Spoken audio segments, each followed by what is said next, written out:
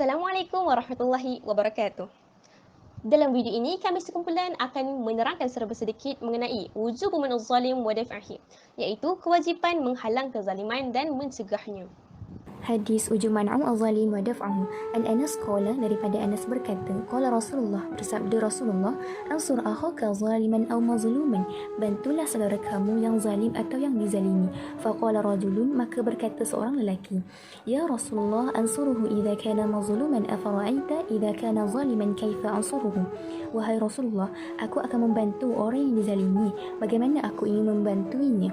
Qala tahjizuhu aw tamna'uhu min az-zalim fa inna dhalika nasruhu. Berkata Rasulullah, halanglah dia dari melakukan kezaliman, maka yang demikian itulah kamu telah membantuinya. Rawahul Bukhari. Seterusnya, ma'anil kalimat al-muhtarah, zaliman, jaizan atau taghiyan, maksudnya yang zalim. Mazluman, mu'tada alaih, maksudnya yang dizalimi. Yang ketiga, tahjazuhu, tamna'ahu in ghairihi, maksudnya cegahlah dia dari yang lain. Unsur imtana'u min zalim wa sa'idul mazlum, halanglah orang yang zalim dan bantulah orang yang dizalimi. Yang terakhir, tamna'uhu, takuffuhu, maksud dia tegahlah. Dan untuk yang ni, kita orang ada cipta satu lagu untuk hafal dia, lagu Haridang Panas-Panas. ظالما جائزا أو طغيا مظلوما معتدى عليه تجازى تمنعه عيني غيري انصروا امتنعوا من ظالم وسعيد المظلوم تمنعوه تكفوه مانع الظليم ودفعه.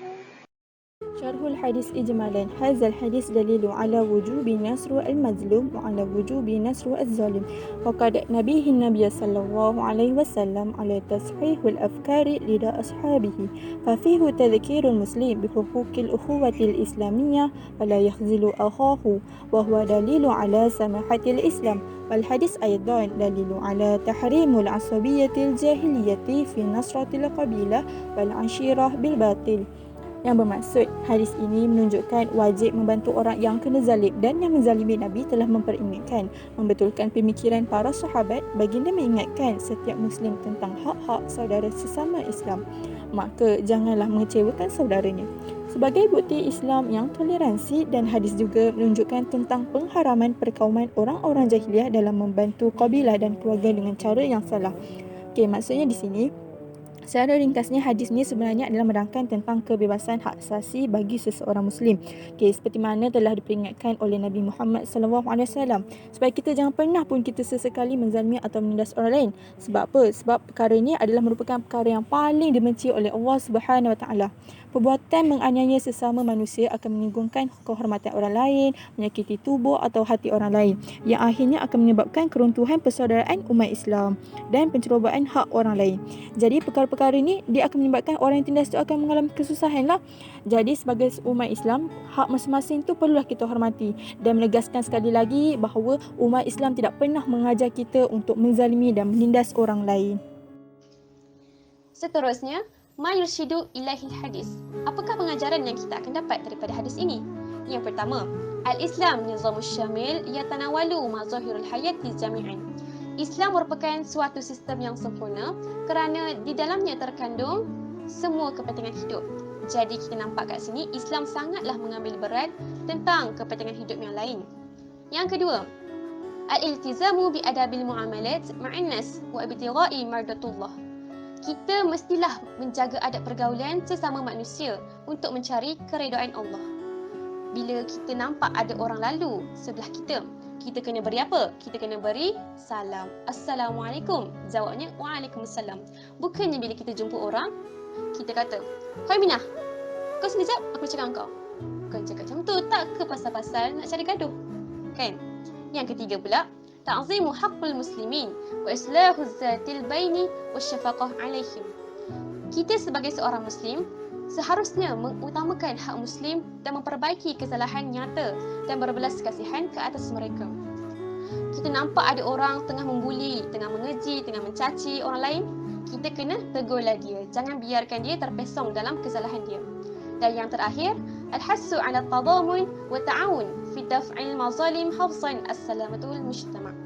Kita sangat-sangatlah digalakkan untuk turut serta dan bekerjasama dalam menolak kezaliman demi menjaga keselamatan masyarakat. Bila kita nampak je ada orang kena buli, kena caci, kena keji, kena kecam, semua tu, jangan biarkan dia. Kita kena bantu dia. Kita jangan biarkan dia seorang-seorang, tapi kita kena mempertahankan dia. Okey?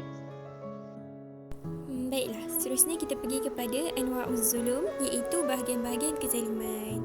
Okey, bahagian kezaliman yang pertama ialah zalamu al-insanu nafsuhu bitarukal ta'at wa iktiraful maksiat, iaitu maksud dia ialah menzalimi manusia diri mereka dengan meninggalkan taat dan mengiktiraf maksiat. Okey, sebenarnya dia nak cakap sini yang contohlah macam seseorang tu, dia tak buat pun kewajipan yang sepatutnya dia buat, malah dia bangga dengan dosa atau maksiat yang dia buat. Okey, korang faham kan? Jadi kita teruskan je ke poin kedua, iaitu at-ta'addi ala haqukul muslim, melanggar hak-hak manusia. Sebenarnya hak-hak manusia ni ialah sesuatu perkara yang memang khusus untuk manusia. Tak kira lah umur manusia tu berapa ataupun bangsa apa manusia tu, tapi dia memang hak yang ada untuk setiap manusia lah.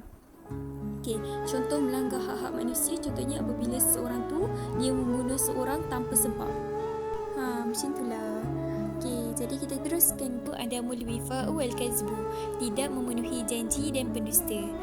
Rasanya semua dah faham kot poin ketiga ni. Ke poin keempat, iaitu khianatu fi amal, iaitu khianat dalam bekerja. Okey, jadi anwa'uz zulum tadi ada 4 kan. Okey, memang tak banyak pun nak terang sebab korang dah banyak yang tahu maksud dia semua. Jadi kita teruskan je lah. Hadis tu, an Anas bin Malik yaqulu qala Rasulullah sallallahu alaihi wasallam, ittaqu da'watul mazlum wa in kana kafiran fa innahu laysa dunaha hijabu. Maksud untuk hadis ni ialah daripada Anas bin Malik berkata bahawasanya Rasulullah sallallahu alaihi wasallam bersabda, berhati-hatilah dengan doa orang yang dizalimi walaupun ia seorang kafir, kerana doanya tiada penghalang.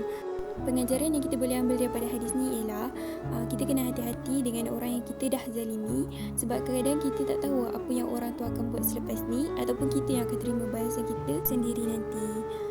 Kerana Allah itu maha adil, kalau kita tak kena kat dunia, mungkin akan kena kat akhirat nanti. Kesimpulannya, kita mestilah bersama-sama mencegah kezaliman untuk masa depan yang lebih cerah. Nampak ada orang susah, hulurkan tangan, bantulah mereka. Semoga muhibbah dalam persaudaraan dapat dibentuk. Itu sahaja daripada kami. Sekian, terima kasih. Assalamualaikum.